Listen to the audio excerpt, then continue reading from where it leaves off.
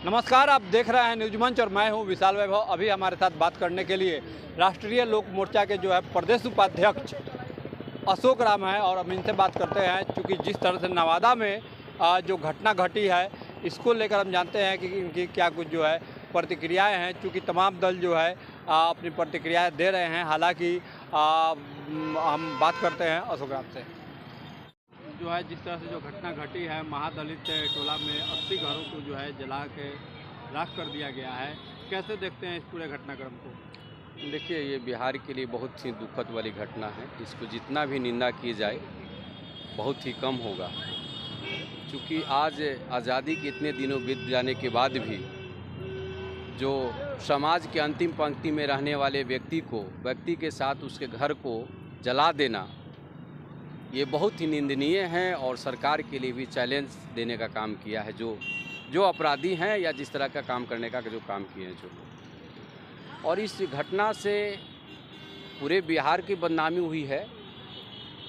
घटना को जब देखेंगे तो घटना में जो अपराधी किस्म के आदमी हैं, वो जो सूचनाएं मिल रही है, आप लोग के माध्यम से जो सूचनाएं हम लोग के पास प्राप्त हो रहा है, तो बिहार में एक नया चीज़ पनप रहा है, न्यू सामंतवाद।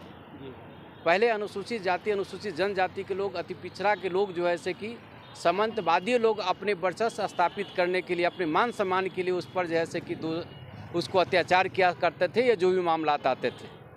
लेकिन 25-30 सालों में बिहार में एक नव सामंतवाद का उपज हुआ यहाँ, और वही लोग इस तरह का अंजाम आपको देने का काम कर रहे हैं। ऐसी तमाम घटनाओं को अब जब देखेंगे तो नए जो सामंतवाद लोग पैदा हुए हैं, और इसका पोषक भी बिहार के लोग ही हैं। वो न्यू सामंतवाद जो लोग हैं, जिस तरह के मानसिकता रखते हैं, ऐसे लोग मैं आप लोग को बता दूं, ना समाज के लिए ठीक है, ना राज्य के लिए ठीक है, ना देश के लिए है। ऐसे लोगों को रोड पर रहने की ज़रूरत नहीं है। ऐसे लोगों को सलाखों के अंदर रखने की ज़रूरत है। और पूरे समाज से मैं अपील करना चाहता हूँ, ऐसे लोग को चिन्हित कर करके इनको जैसे के बहिष्कृत करने की ज़रूरत है। जो समाज में असमानता पैदा कर रहा, भेदभाव पैदा कर करके बिहार को बदनाम करने का काम करें, ऐसे लोगों को रोड पर जगह नहीं मिलनी चाहिए। ये मैं लोगों से कहना चाहता हूँ। सर, आप लोग खुद सरकार में हैं, सर अभी आप एनडीए के घटक दल में हैं भी हैं, तो ऐसे में क्या कुछ सरकार की तरफ से वहाँ अब कार्रवाई होनी चाहिए और किस तरह की कार्रवाई होनी चाहिए कि जो भविष्य में फिर ऐसा ना हो? देखिए, जिस तरह से घटना की सूचना मिली है कि वहाँ जैसे कि पहले गोलीबारी की गई, गोलीबारी कर करके घेर कर करके उसे घर में पेट्रोल द्वारा जैसे घर में लगाया गया। हमारे मुख्यमंत्री माननीय नीतीश कुमार जी रात से ही संज्ञान में है। मैं बता दूं कि एडीजी को सुबह स्पेशल टीम बना करके एडीजी सुबह भेजा है माननीय मुख्यमंत्री जी ने, कि वो जाके कंपेनिंग कर रहे हैं और कंपनी करके दोषियों को जो है से कि ना बचे, और जिसको जो पीड़ित है उसको मान सम्मान मिले, और उसको जो है जिसका नुकसान हुआ है उसका कैसा भरपाई करे। इसके लिए हमारे मुख्यमंत्री, पूरी सरकार, हम लोग के नेता माननीय उपेंद्र कुशवाहा जी हम लोग से बात कर करके इस पर जैसे कि घटना की जानकारी लेने की बात किए हैं, और पूरी सरकार से बात कर रहे हैं कि उसको न्याय कैसे मिले, और जो इस तरह का क्राइम किए हैं उसको कैसे चिन्हित कर करके, ऐसे नहीं कि उनके नाम पर किसी और को फंसाया जाए, वैसे असामाजिक तत्वों को चिन्हित कर करके सलाखों के अंदर भेजा जाए।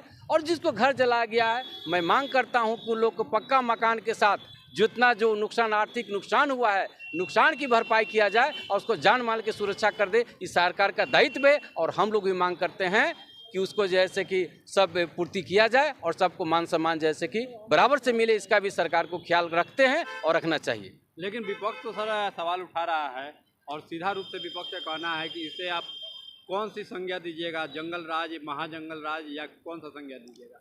देखिए, विपक्ष का भूमिका ही होता है कि अपना जो है से कि अपना कमी को दूसरे पर लाद देना। अभी जो मैं बात कर रहा हूँ कि न्यू सामंतवाद, अब जितने भी घटना घटे हैं तो उस देखने की घटना क्राइम करने वाला कौन व्यक्ति है। क्राइम करने वाले को जब देखेंगे तो समझ में आ जाएगा कि उसका पोषक है जो इस तरह की बात करते हैं। मैं कहना चाहता हूं, पक्ष या विपक्ष सारी लोग मर्माहित इस घटना से जाना चाहिए ना, जाना चाहिए, और मांग करना चाहिए कि जो दोषी हो उसको सलाखे के पीछे होना चाहिए। वैसे लोगों को मैं समर्थन नहीं करता हूं। क्यों नहीं करते हैं क्यों समर्थन कर रहे हैं उसको, क्यों विरोध नहीं कर रहे हैं? उनको विरोध करना चाहिए और उनको भी साथ देना चाहिए कि ऐसे असामाजिक तत्वों को जैसे कि जेल के अंदर भिजवाने को उसमें सहयोग करने की ज़रूरत है। सिर्फ कहना और करने से काम नहीं होगा। चूँकि पूरे बिहार, ये बिहार बर्बाद हुआ है पूरे। आज सोच लीजिए कि इतने दिनों के बाद भी इस तरह की घटना हो रही है, इससे पूरी बदनाम हो रही बिहार सरकार। तो मैं कहना चाहता हूं कि दलगत से ऊपर होकर के पूरे बिहार के मान सम्मान के लिए ऐसे लोगों को जेल के अंदर पहुंचाएं और एक जैसे कि शांति सद्भाव की भावना प्रकट करने की बिहार में ज़रूरत है। एक आखिरी सवाल होगा सर, क्या कहीं बिहार में दलित होना गुनाह तो नहीं है? देखिए, एक चीज़ जान लीजिए कि जाति जड़ता तो हमारे यहाँ है, पूरे देश में जाति जड़ता है। और ये बात सत्यता है कि निर्धनता जो है बहुत बड़ा श्राप है हमारा देश में।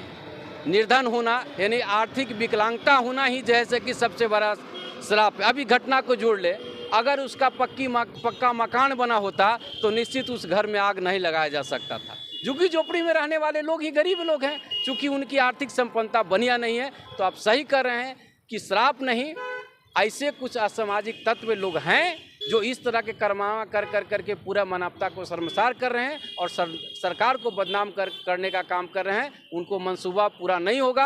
और मैं बता दूं, सरकार पूरी सख्त है, हमारी पार्टी पूरी सख्त है कि उसको जो भी क्राइम किया हो उसको मुजरिम को छोड़ा नहीं जाएगा और उसको सबक सिखाने का काम किया जा रहा है। न्यू सामंतवाद जो पैदा हो रहे हैं उसको कुचलने के लिए पूरी सरकार, पूरी टीम वो लगे हैं और उसको कुचल करके ही सरकार दम लेगी। ये आप लोगों से कहना चाहते हैं। धन्यवाद।